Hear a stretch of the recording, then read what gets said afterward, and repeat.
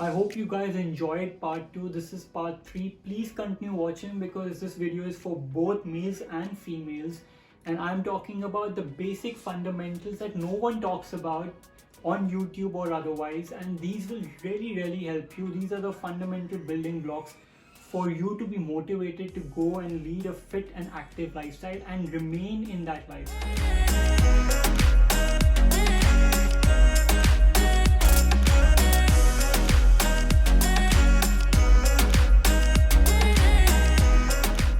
The next thing is, how do we end up following our plan? So there's a thing which says that if you follow something for 21 days, it becomes a habit. And if you do it consistently for 3 months or approximately 90 days, it becomes a lifestyle. What you need to do is you need to make it a part of your lifestyle. It's going to be as simple as you getting up, taking a bath, brushing your teeth. Working out will be, eating healthy will be exactly like that in your life, in your day-to-day plan. It won't be something that you see that you have to do, force yourself to do. It's an obligation, it's a compulsion. It would be something that's very normal and routine. So you need to reach consistency of 90 days to attain that level of comfort of doing it, for it to be a part of your lifestyle. So how do you go about it? You need to go easy. If you have a long-term goal, let's say you have a 6 months goal, this is how I want to be in 6 months from now. Your intensity will probably fizzle out maybe 3 months, 4 months from now. At least that's what's going to happen with me. Everyone's a little different. So how do I negate this? I have multiple short-term goals. I have short-term goals. It could be for 2 weeks, a month, for couple of months, for 3 months, whatever you want it to be. I even have short-term goals when I'm working out for each and every exercise, but that's a topic for another video where I talk about my techniques in the gym. So coming back to short-term goals, so let's say I have a 2-week short-term goal, that this is where I want to be. My intensity is going to remain high for those couple of weeks, but if I'm going to keep a bigger goal of 6 months, I'm not going to keep the same intensity throughout 6 months. So you have to understand the key to this is keeping short-term goals. And now what kind of goals do you want to keep? You don't want to keep unattainable goals. You don't want to keep unachievable goals. You need to keep very realistic goals.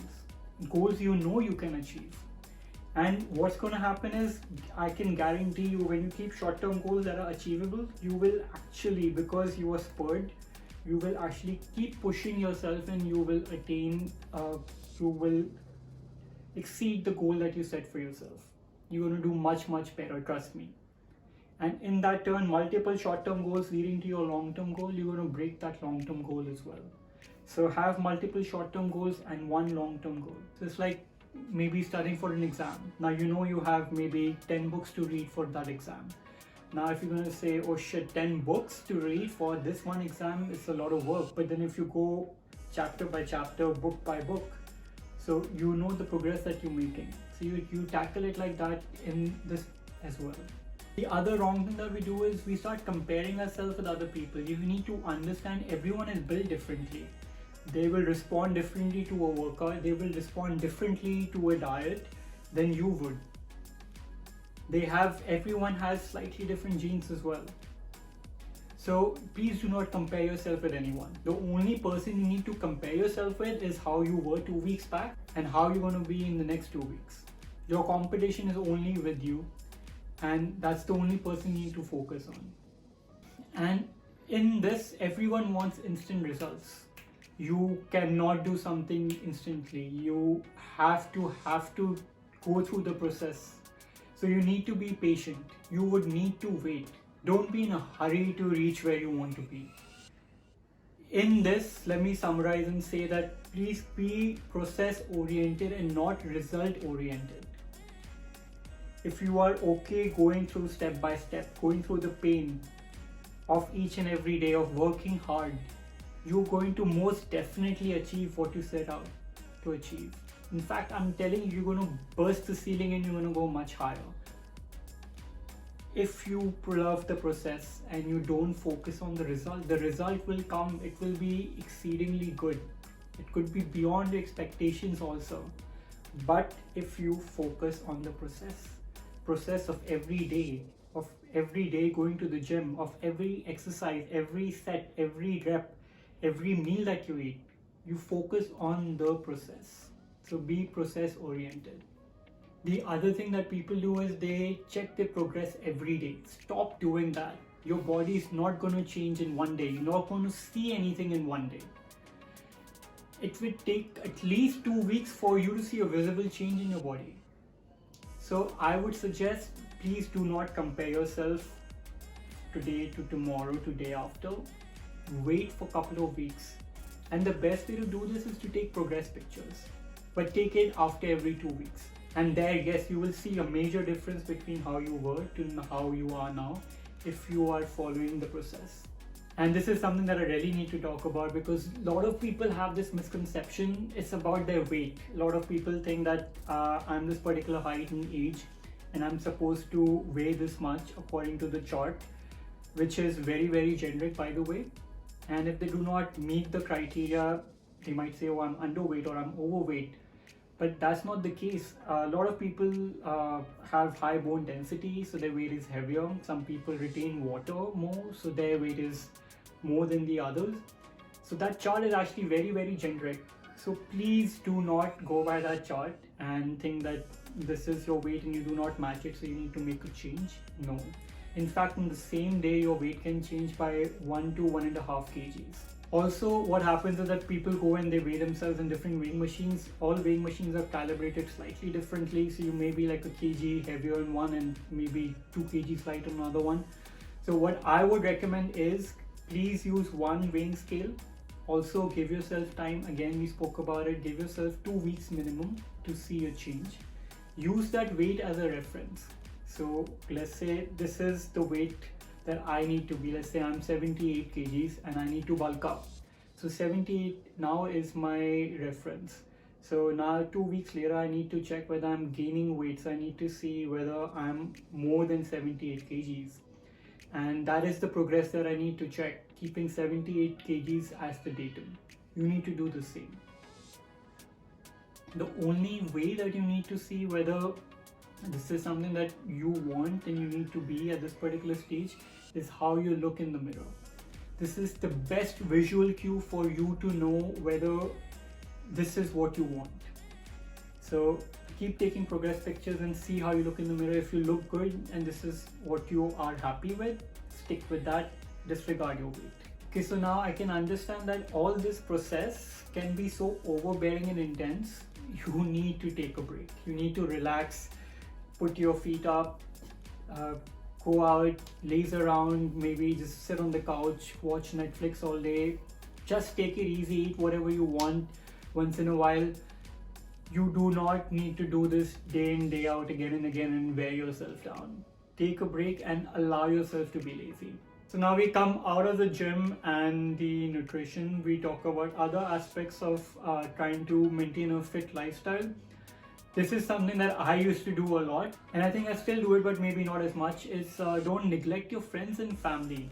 So many times it happens that you probably have an appointment to go to, or you have your friends to hang out with, or you have to go for dinner with your family. But the thing is that you tell them that, okay, you know what, I haven't gone to the gym yet, so maybe I won't be able to make it today. Let's do it another day or something like that. Don't make your lifestyle an excuse for you to not live your social life. So this is a very good reason. How do I mitigate that? I'll tell you both for working out and nutrition as well. So what I do is I finish the gym first thing in the morning. I'm free, my entire day is free. I can work, I can go and meet friends, family. I can do something which I want to do for my own.